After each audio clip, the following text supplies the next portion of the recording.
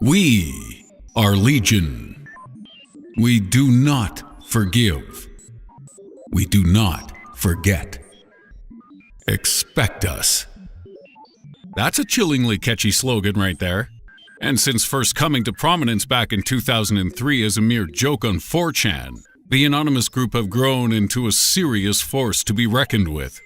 They've released contrail data from NASA, doxed child pornographers, and they've even taken on Scientology. So let's take a look at their most famous exploits in our list of the 5 biggest anonymous leaks.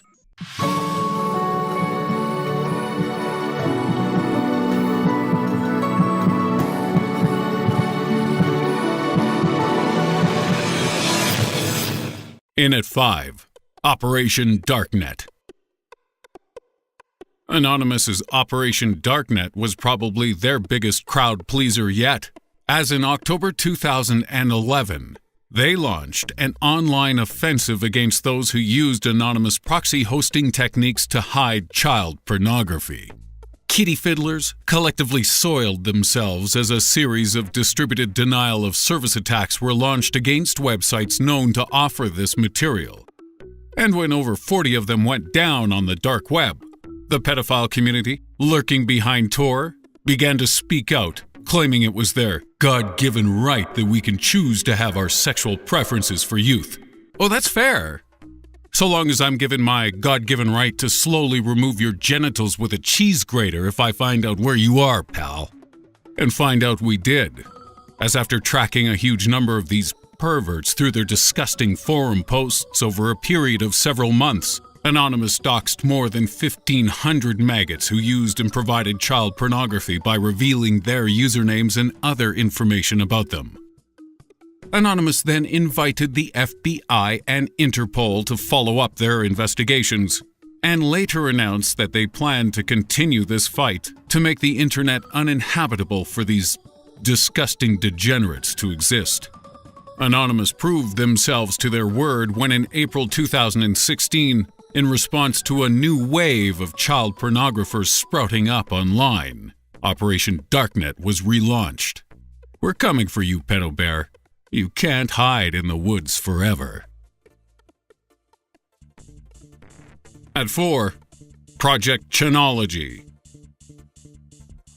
Throughout the early 2000s, the cult of Scientology was gradually beginning to attract more and more attention from the general public.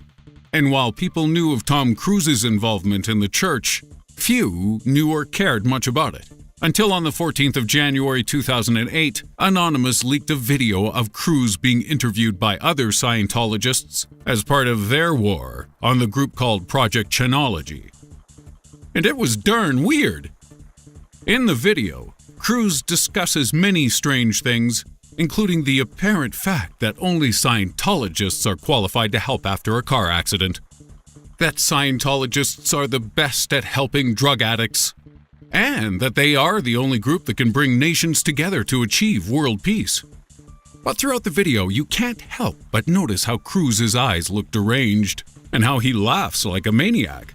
I mean, we all knew he was weird after that Oprah couch incident, but this was a whole new level of nutty. The video's dramatic effect was amplified by the fact Anonymous put Mission Impossible music on the background, and soon it caught the attention of the Church of Scientology. They demanded its removal on copyright grounds. And while it was taken down at the time, Gawker.com refused to take their copy offline, and an unedited version posted just 3 days after the original remains on YouTube to this day. 3. Contrail exposure.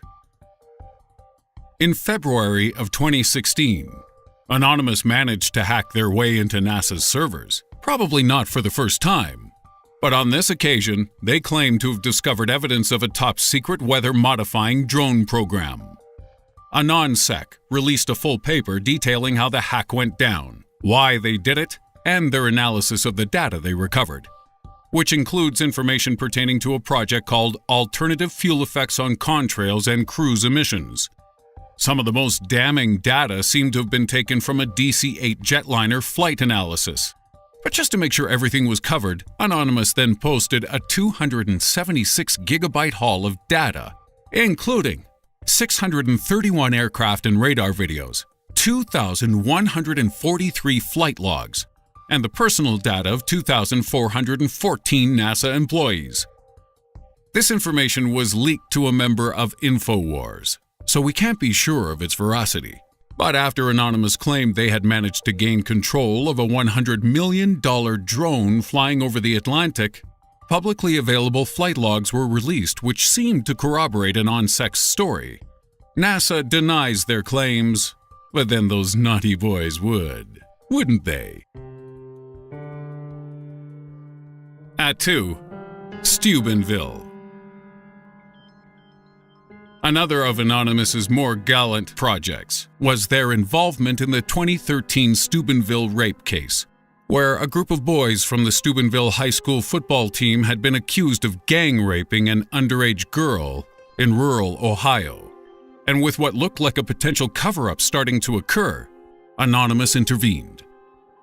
It all started when activist Michelle McKee contacted Derek Lowstutter, a member of Anonymous who went by the name KY Anonymous, and who had enjoyed significant success in fighting against the Westboro Baptist Church, and revenge porn scumbag Hunter Moore. She reached out after seeing Lowstutter's angry posts about the case and passed on incriminating tweets and posts regarding Steubenville to him, which he then released. So angry tweeting can do some good after all.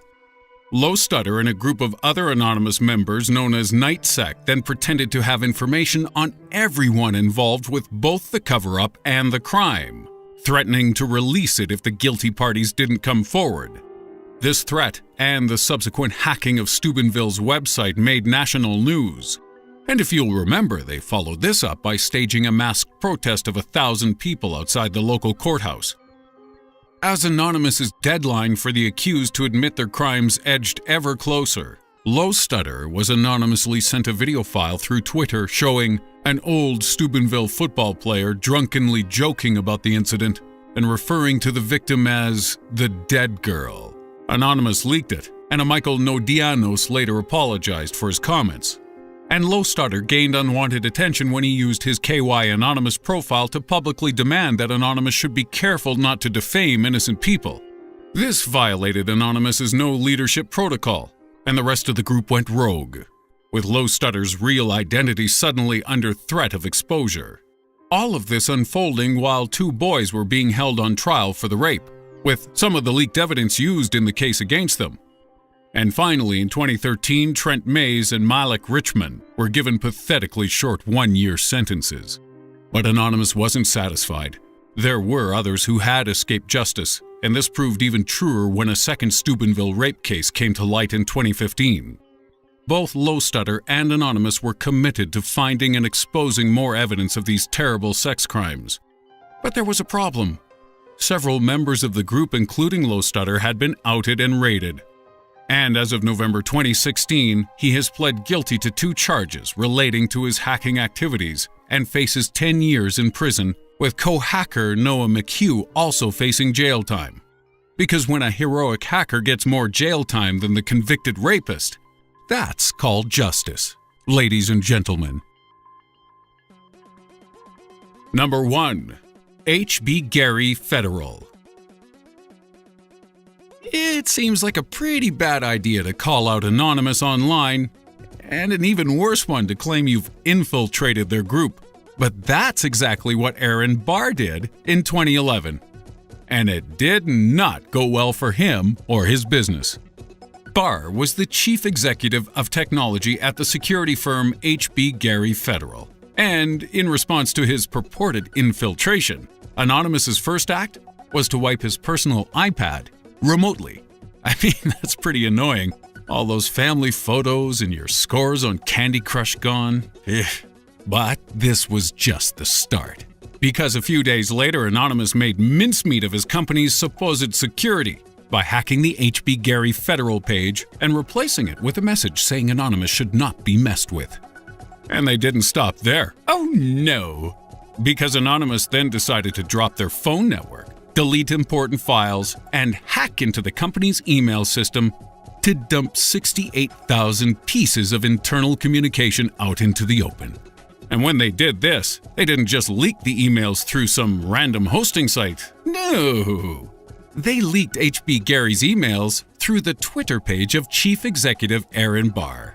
This kind of incident would be pretty embarrassing for any company, but for a cybersecurity company, it proved fatal. And it's no surprise that the firm folded just 1 year later. And that's our list.